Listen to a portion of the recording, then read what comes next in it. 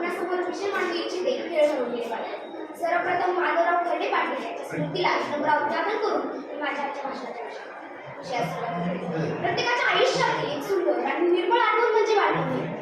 बालपणीची आठवण आली की प्रत्येक व्यक्ती हा आपल्या भूतकाळामध्ये जातो आणि आठवणीचे एक करून मग ते बालपण श्रीमतीमध्ये केलेली असो किंवा पहिली बालपणीच्या आठवणी या अप्रतिमच असतात. मुलगा असो किंवा मुलगी, कडू गोड चांगल्या वाईट आठवणींनी भरलेली असते ते म्हणजे प्रत्येकाचे बालपण. ना शाळेचं दडपण होतं ना अभ्यासाचं टेन्शन. आज ते दिवस आठवले की मन त्या भूतकाळात रमून जातं. असं वाटत राहतं ना यावे ते दिवस ना यावे ते क्षण, किती ती मजा किंवा गमती जमती, कोणताही विचार नाही, कसली भीती नाही, कसली मनात काळजी नाही, की कसलं दुःख नाही. पण कधी तो काळ सरला हे कळलं सुद्धा नाही.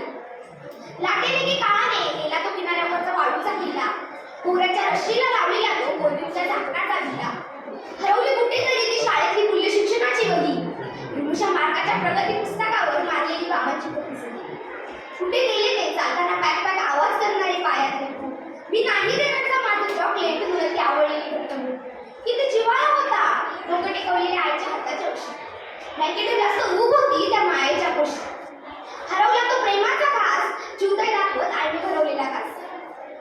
घरात न सांगता लपून लपून भेट घ्यायचा तो प्लॅन ठरलेला.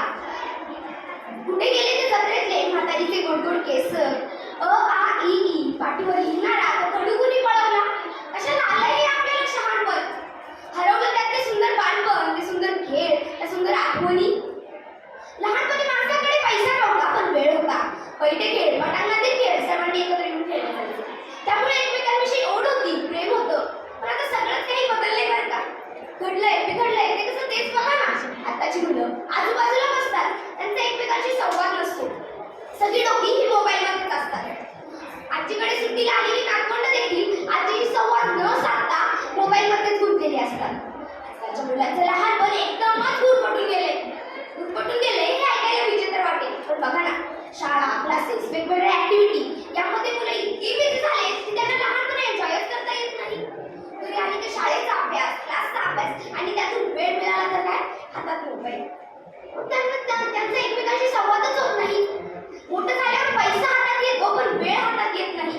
हे लहान असल्यावर नाही कळत. मोठं झाल्यावर माणूस जबाबदाऱ्यामध्ये इतका गुंतून जातो की त्याला श्वास घेणं सुद्धा अशक्य होतं. मग तो विचारांच्या गर्दीत होऊन जातो. लहानपण किती छान होतं, कशाचीही चिंता नव्हती, कशाचीही अपेक्षा नव्हती. पण याच गोष्टी मोठं झाल्यावर आपोआप बदलतात. मग आपण लहान असताना त्याचा विचार करत नव्हतो असं वाटत राहतं. मग आपण आपलं हरवलेलं बालपण शोधण्याचा प्रयत्न करतो. हेच बालपण आपण कधीच शोधू शकत नाही. म्हातारीचे केस कसे जसे भुरभुर उडून जातात तसं आपलं बालपण आपल्या हातातून भुरभुर उडलेलं असतं. तरी ही ओढ